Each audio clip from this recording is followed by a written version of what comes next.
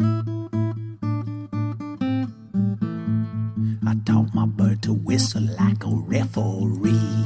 I can make a free throw when I'm down on one knee. I've been a fan of basketball since I was 5. Now I am a fan of HoopSpeak Live. Hilarious analysis, a mystifying trope. An angel with a cudgel breaking bubbles of soap. Like honeybees buzzing around a hive. Everybody buzzing about HoopSpeak Live. Hey, welcome to HoopSpeak Live. I'm your host, Beckley Mason. With me today, only Ethan Sherwood Strauss, but he's got enough to talk about to fill the void of Zach Harper and our mystery guest who did not come through. So it'll just be me and Ethan today. But that's all right, because we have a lot to talk about. A lot of planning today. How are you doing, man? I'm doing pretty well. I'm riding high after seeing the realized version of what the Warriors wanted to look like for about 10 minutes until Curry rolled his ankle. Right. Yeah, it was a brief glimpse of what Bogut will look like inside. You had a post today that he has raised the ceiling with his 7-foot noggin. And one observation that I really liked in it was about how Bogut is a very confrontational shot Oh, yeah. blocker. He often step out to meet guys, and it seems to have this really great balance of when to jump backwards and avoid contact, and when he can go straight up and use his size to basically stop the guy in his tracks. Oh, yeah. And it's hard for us to track two different movements going in opposite directions. Refs often miss that kind of call. I don't know about the legality of Andrew Bogut just putting his mitt on somebody's chest as he blocks their shot, but it doesn't get called, and I love it. It's really cool. Somebody's driving towards him, just grabs him and sends it back.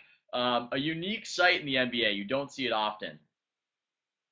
Well, it's like a modified version of what Tim Duncan does, right? Because Duncan is the master of the hand on the small of the back or like right on the player's hip as they jump up, and he Hmm. does that to keep them from actually colliding, and then with the other hand gets the clean block up top. It's a super sneaky move.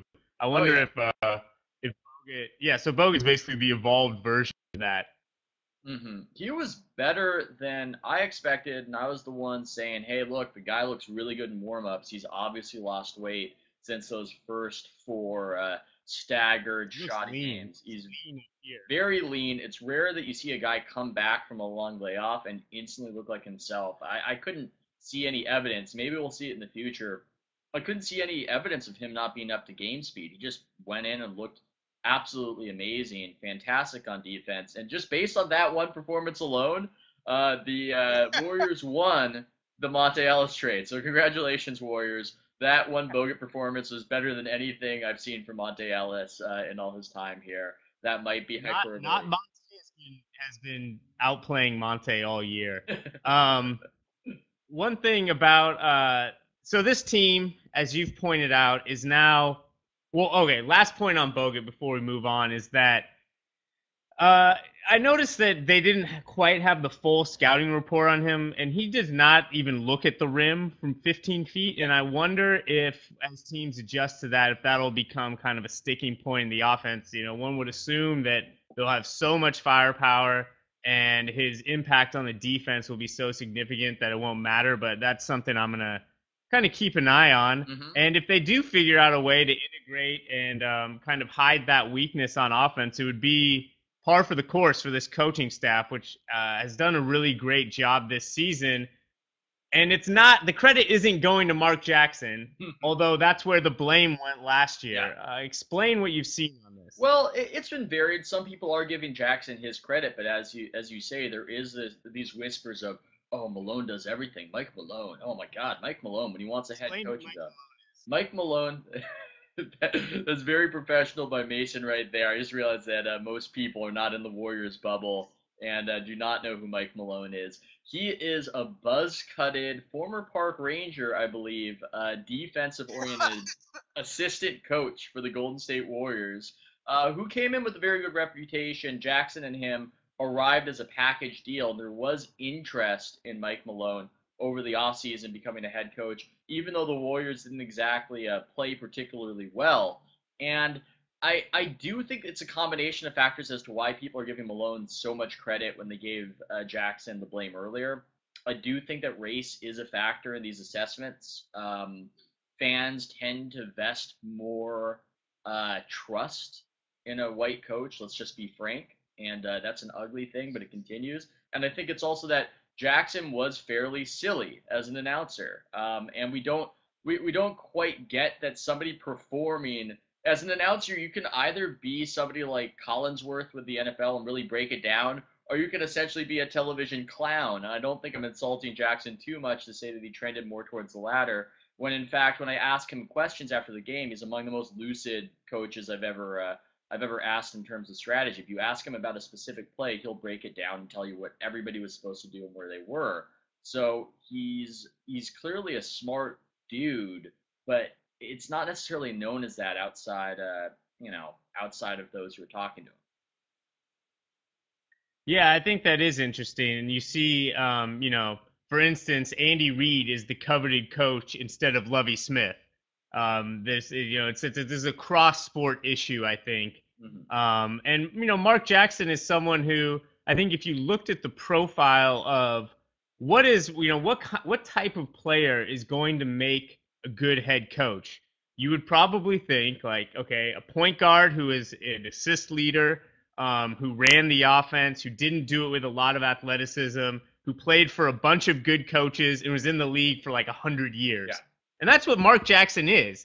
But he had that stint, and he has kind of the way he delivers his punchlines on air, I think, have kind of poisoned people to giving him much credit. This is something that's interesting vis-a-vis Kobe Bryant, which I wanted to talk about next, because it's a similar phenomenon where, okay, the Lakers aren't playing well. They're having troubles on offense. But Kobe isn't to blame. Kobe's scoring like gangbusters. Yeah, he's shooting a lot of shots, but he's doing it efficiently. He's doing what he can. Kobe changes the way he plays. The Lakers change the way they play. And now this is the right way to play. But what Kobe did in the past is not at all to blame for the Lakers previously struggling. I mean, there's an easy argument to be made that, okay, once Kobe starts sharing the ball and making that his main priority, this team was going to take off. So even if he was scoring efficiently, it wasn't perhaps the optimal way to be playing. And I see that as linked to what you're saying with Jackson, where once we've made up our mind about who's good and who's bad, if something changes, we're not going to change our evaluation of someone's past performance. Yeah, what the Lakers had needed from Kobe is for him to distribute his defense and his defensive effort to the team. It's great that he was brilliant. He was genius on Sunday, and he's a spectacular talent to behold. I'm very happy I've had the opportunity to watch him and his long career, but I don't believe that Kobe's quote-unquote selfishness has been plaguing the Lakers this season, and I don't think that him passing more is suddenly this magic bullet that's going to fix everything. What will do more to fix everything is Utah looking terrible. That opens up all those statistics about how the Lakers need to win 47 games or whatever to make the playoffs. I don't think that's going to be so in the West this season. Happy to see Kobe passing, but as far as this team's ceiling and what's wrong with it, Dwight Howard needs to play better defense and needs to heal up that back, and that need might be easier said than done. So that's still what I'm focused on. I'm not going to be swayed by the most recent events in Lakerland, as compelling as they may be. Yeah, I did see in that Thunder game, Dwight Howard made like a couple of. It's so funny how quickly you forget things. Like when John Wall came back, I was like, holy crap, John Wall is the fastest guy ever.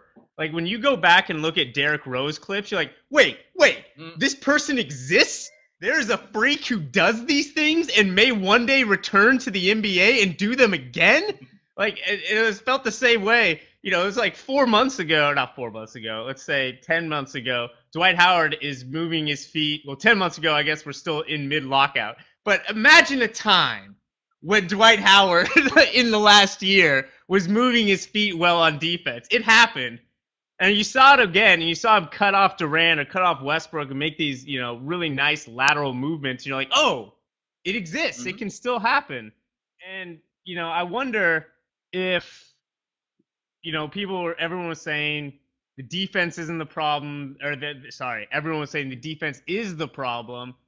LA's offense is fine. It's sixth in efficiency, whatever else. But I do wonder if there is something to the idea that, not to the extreme that you need to feed Perk in the post, Mm-hmm. but that if everyone touches the ball, they get a little more invested and feeling together on defense as well as on offense. A little Ubuntu. I can't remember how to pronounce that. I was just gonna link it to whatever that concept was that Doc Rivers was.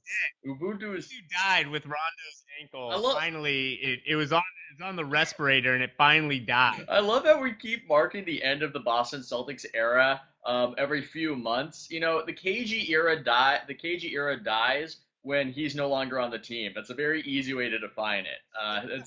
That's how you'll know. That's the end of it. Is when KG is not on the team, and we can write that article about it again about the death of the era. I like that idea. There could be something to it. I'm interested in the connection from offense to defense because you saw with the Indiana Pacers that they were maybe the best defensive team in the league while also being one of the worst offensive teams in the league. And you would think that the one would have something to say to the other, and it's theoretically impossible. So I'll be quite curious as to new offensive strategy, perhaps fueling better Lakers defense. That's something to watch going forward. Yeah, and so let's talk about these Pacers. Just nailing the segues today. Oh yeah. We wanted to talk about Paul George, who is clearly a really dynamic, fun young player, plays great defense. His passing has gotten so much better. His ball handling's a little better. He's looking for his shots. He's just a well-rounded offensive talent. I think Brett Cormano saw him as a Scottie Pippen potential.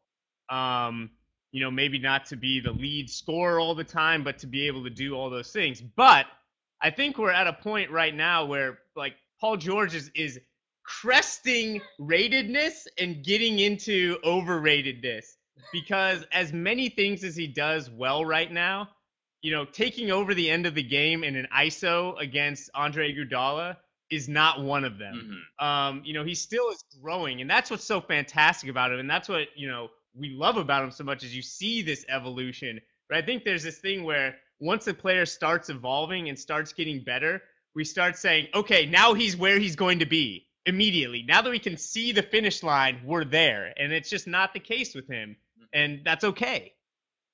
Well, in fairness to George, Andre Iguodala did clod him like a rabid raccoon. That did happen. It was very curious reffing at the end of last night's game. As somebody who does not care if the Pacers or Nuggets win, it doesn't enter my mind as a consideration. My did the Pacers get screwed, and especially Paul George in those last two plays where Iggy mauled him, no call there, and then Paul George got called for bumping Iguodala in an alley-oop attempt. I'm going to go with maybe a theory connected to yours. The refs wanted to encourage good basketball from the Pacers, and the ISO for Paul George wasn't good. They're just trying to help. It's behavioral science. I'm trying to think of whatever experiment. It's not Pavlov. Whatever behavioral psychology experiment there is what those refs Like are trying. like we're just gonna tie you up, and every time you go ISO, we're gonna zap you. Yes, that's maybe the NBA for the bold new future. I could definitely see David Stern doing that to his coaches in the near future, if not the far future. And I agree with you. Here's what's happening. I think is that we have a dearth of star power in the Eastern Conference, and as we select all stars, we're just grasping for people to anoint. I've heard crazy things like Joakim Noah is the best center recently, and you know Paul George. The comparisons there are going through the roof when he's in all likelihood a really good player who's unique in the sense that he's extremely tall and can dribble and shoot, and that's rare. But he might not have all the components of say Tracy McGrady in his prime. So I think that this might be related to a dearth of star talent in the Eastern Conference. Interesting. Well, I think you could certainly point that direction with Rondo. I mean, the Boston sports media and the championship where he was basically the sixth man aside, um, until Kyrie came along, until Derrick Rose like really ascended as the point guard in the East, when Darren Williams came over, I think a lot of what was kind of trying to place Rondo in the greater NBA atmosphere was, okay, Parker, Paul, and Darren Williams in his prime were all in the West, and Rondo was having the run of it in the East. And so I think there is something to that, to how we evaluate people. I mean, Luol Deng, for instance, like nice functional player, does some good things, but like two-time All-Star now, and then that just happens in the East every 10 years, it seems. Yeah, and I'm gonna seem like a grouch and an Andy Rooney, and this is a digression. But you know what's worse than the injury that some of these players are suffering is just the outpouring of Twitter sympathy for it, because it almost seems too extreme and too maudlin. I'm bummed out about Rondo getting hurt, but I just remember everybody was complaining about Chauncey Billups. Oh my God, he's screwing the Clippers up. He's the fly in the ointment. And then Billups last year gets hurt, and it's just so much sympathy and sentiment from people who are killing Billups. And oh my God, get well soon, Chauncey. Like, we know him. We don't know these guys. It's just disappointing. Let's just be honest that we're bummed that we can't watch them play basketball and we don't know them from Adam unless we're interviewing them. Twitter, just calm down, settle down with the emotiveness. Yeah, settle down, except for when it comes to Steph Curry Yeah, ankles. yeah, Then that's I a want all tragedy. your emotions. That's a tragedy that Yeah. we should all wring hands.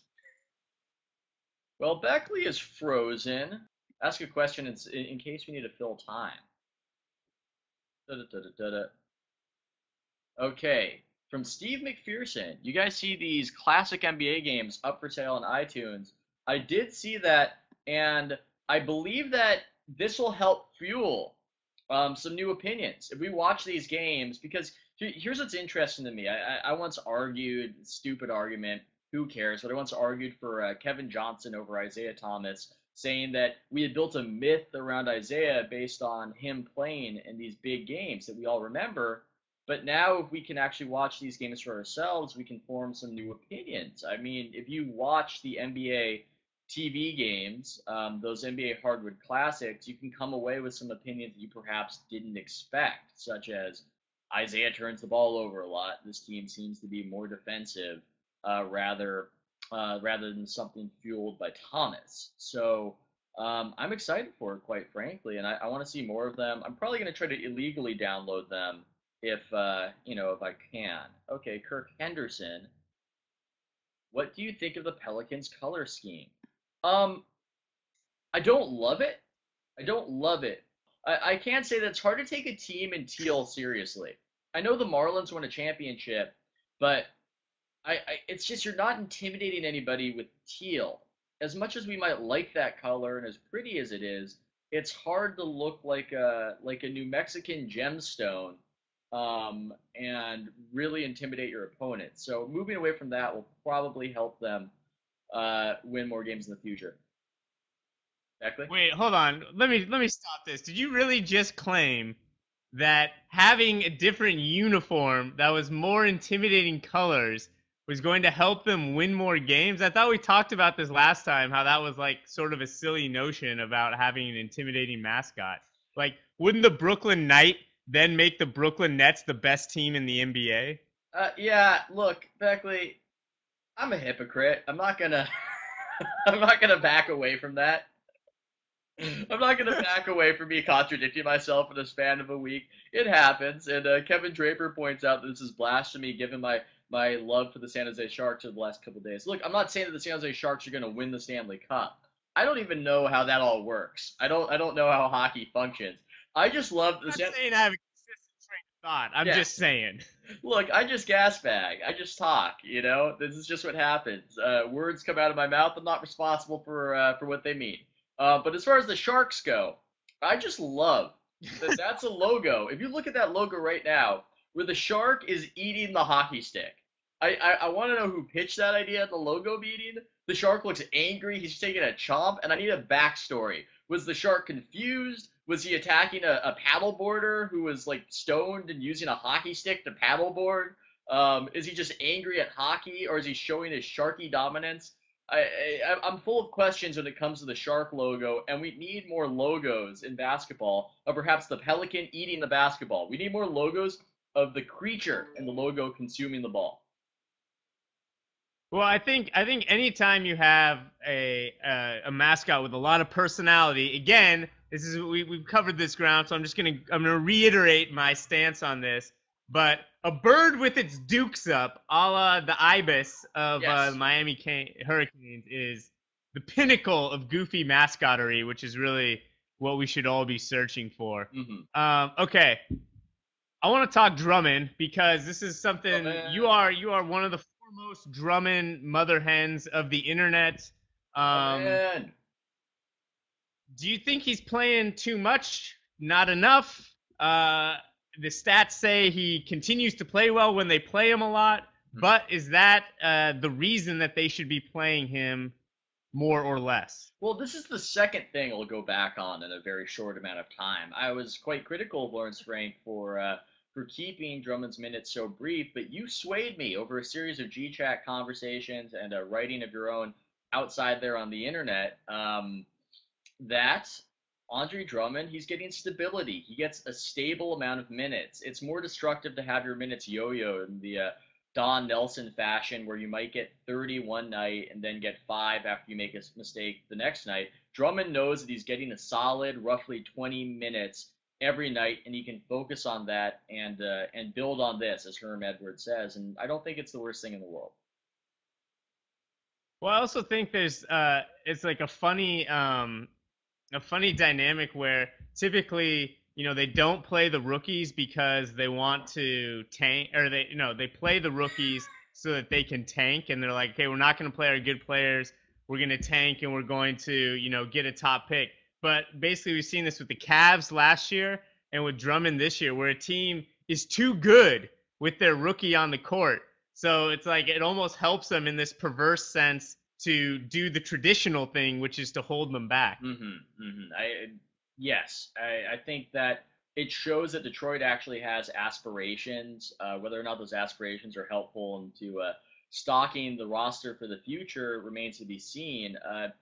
People think that him and Monroe make a nice pair. I'm not sure about that. You would almost see Drummond as the ideal spread pick and roll big man who should be surrounded by shooters. So they might be at odds, and they might have to choose between them at some juncture, not in the immediate future, but eventually. Well, this is an interesting thing. Like, how do two skilled big men, but who don't shoot threes, play together well? And I've been investigating this topic because I'm trying to write about Memphis and really unpacking what's going on with that offense. Because, like, let's be real, you have four potentially good to very good offensive players, each playing like over 30 minutes a night. It should work a little better than it does. And that Gasol Randolph dynamic is very interesting. And one thing I looked at was the Utah Jazz of last year had the sixth most efficient offense in the NBA and took the second fewest threes a game, which is like very tough to do and kind of mimics what Memphis might be able to do. And what you see with those teams that are able to do that is a ton of motion, and a system like the flex that they can get into quickly and can keep people in rebounding position, but also allows them to move. And so I think there are ways to work around it with that kind of talent, especially if Monroe starts shooting corner threes a la Ibaka and Bosh. But yeah, it is something that you can't just throw it out there like they do with the Drummond spread pick and roll second unit that Brett Coromano's highlighted on Grantland. Yeah, and that unit is a lot of fun, and I'm not sure that Monroe can ever develop that shooting touch. He's not a great shooter right now. Hopefully for the future, and maybe we should lay off Lawrence Frank because, frankly, what Corbin's doing in Utah makes far less sense, and he should be getting all the blame for not playing young players. And he's hiding behind those mountains. He's hiding behind those frosty mountains. And I see you. I see you, Corbin. I see you cutting back Gordon Hayward's minutes despite him improving and playing behind Randy Foye and Marvin Williams. You can't hide. Yeah, the real tragedy, honestly, is DeMar Carroll is like a very functional and pretty darn good player. Randy Foye shoots a gajillion threes, which is why they play him. And he actually is shooting really well this year. But even though he's shooting like 43% or something like that and taking 5 threes a game, it's something like 7 a game almost per 36. He still makes the offense worse because like what Utah does when they score is they dominate the offensive glass, and Foye is like a historically bad rebounder, which is kind of weird. Yeah. Whereas DeMar Carroll is, the prototypical slasher, big body in there. Okay, we're rounding down here, but I do want to get to a topic near and dear to both of our hearts. I think we first expressed this on the Heat Index like 2 years ago. Oh, yeah. Sort of Chris Bosh feminization. Yeah, you got I it. think I'm missing You got somewhere. And the way that we talk about him and how he plays. Not the biggest rebounder. A lot of people didn't think he should have made the All-Star game. What say you, Ethan? I say he's hitting over 50% of his long twos, which is highly unusual for a big man. And he's the second most important guy on the best team in the Eastern Conference. I don't understand it. I think it's crazy that anybody would question whether Chris Bosh should be on the All Star team when Lul Deng is on the All Star team. That makes zero sense to me. That's the spot you should be arguing for perhaps nixing. And look, I get that Brooke Lopez should have made it. This is true, but for Bosh to be high, we should be discussing whether or not Bosh should be starting, not off the All Star team. When, despite whatever rebounding woes he's having, he also is probably also having his best season since coming to the Miami Heat. Yeah, Bosh is an interesting case of a player who's much better than when he put up much better numbers. And I think the rebounding thing is specifically interesting because of the way that Miami asks him to play on both sides of the ball. As you pointed out, he shoots a lot. He's got to be a pressure release at the top of the key to hit that shot or picking and popping. And then on defense, they have him showing way out by the 3-point line. And then what happens when he shows out there, he's very good at sprinting back and recovering to deny a pass, but he's going to naturally be coming from a position of weakness to go and get position for a rebound. So basically, you're asking him to sprint in from the perimeter, dislodge a player who's bigger than him, get position, and then get the ball. I think you're asking a lot, and to me, it's not surprising that his rebounding numbers are down, considering how much he has to bear on defense around the perimeter and on offense too. Yeah, Kirk is asking, is he actually a Hall of Fame guy? He's a great complimentary player. The Hall of Fame has great complimentary players. He's definitely a Hall of Fame guy. When you consider the All Star appearances, the championship, the 2 finals appearances, I mean, the Hall of Fame has complimentary dudes like Dennis Johnson. I mean, Chris Bosh is a far more valuable player than that guy. And the only reason people would think that he's not, in my opinion, is this image, the fact that he has what we might call delicate features, that he comports himself in perhaps what we might call a nerdy fashion that taints or colors how he's viewed by the forces who would try to make basketball some sort of litmus test of manliness and attribute success to being more manly than the other player. So that's my beef with this whole Bosh thing. He's great, having a great season. Yeah. Leave Bosh alone. Leave Bosh alone. Leave Bosh alone. Yeah, Bosh is one of 4 players with an active 8-season All-Star game with Kobe. 8-season All-Star game. That's almost a phrase that makes sense, but you get it. Yeah. Kobe, Wade, LeBron, and Bosh are the 4 players who have been in 8 straight All-Star games. So if you go on the idea that he's been one of the best forwards in the NBA for a decade, has at least 1 title, might pick up another one. I mean, I think the best 3 players if they go to the finals like 5 years out of 7 or something, those 3 should all obviously be Hall of Famers, regardless of their role. I agree. I definitely agree. Work, Yeah, it's Bosh. not gonna help. Work, Bosh. Work, Bosh. That's not gonna help his case. I think that's so great about Bosh is that like he just I appreciate his desire to enjoy his life, which is sort of heartening given the way that a lot of your interactions with NBA players go. Mm-hmm. All right, well let's run to Dagger Smash noted, and then we can jet. So my dagger is for GMs that John Hollinger and the Grizzlies are trying to trade with right now.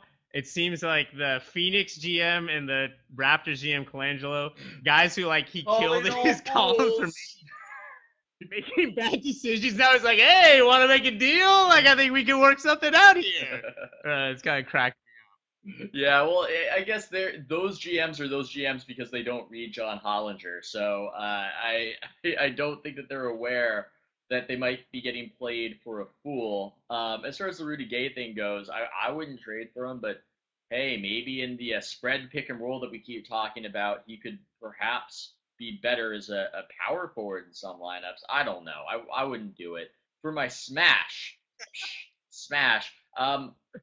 Joakim Noah / Joakim Noah, however I'm supposed to pronounce that. James yells at me in the staff chat whenever I pronounce it incorrectly. It's just a riddle to me. I was tweeting about it. I think there are very divergent opinions on how good a player he is because he's just such an odd duck. He's a fantastic. Yes, James Joakim. I gotcha.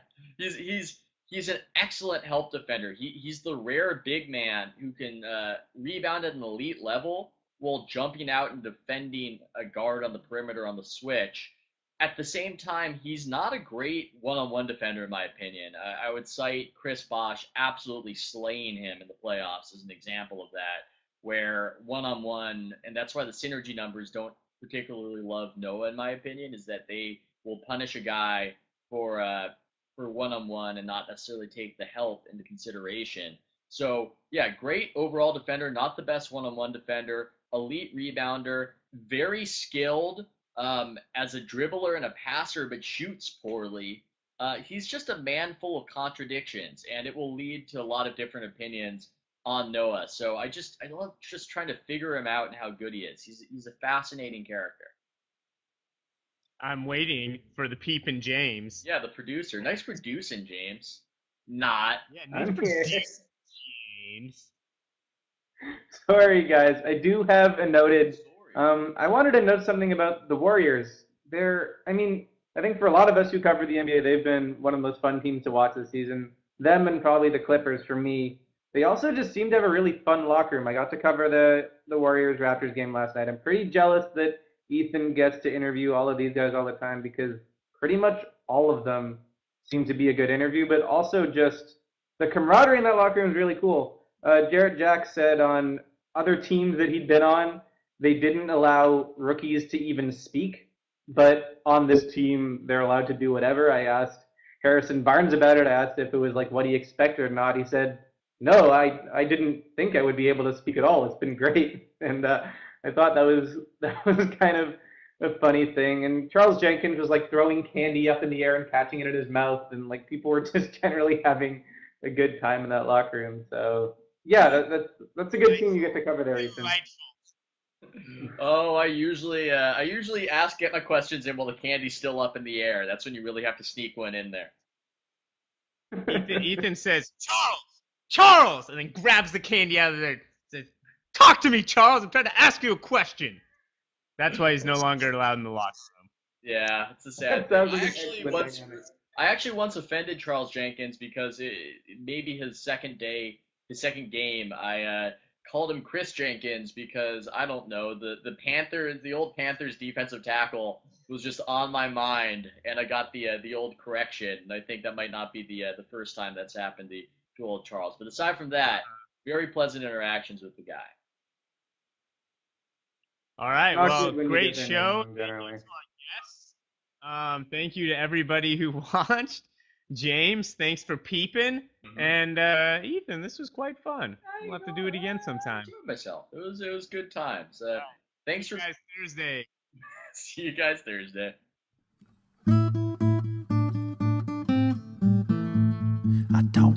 bird to whistle like a referee. I can make a free throw when I'm down on one knee. I've been a fan of basketball since I was 5. Now I am a fan of HoopSpeak Live. Hilarious analysis, a mystifying trope. An angel with a cudgel breaking bubbles of soap. Like honeybees buzzing around a hive. Everybody buzzing about HoopSpeak Live.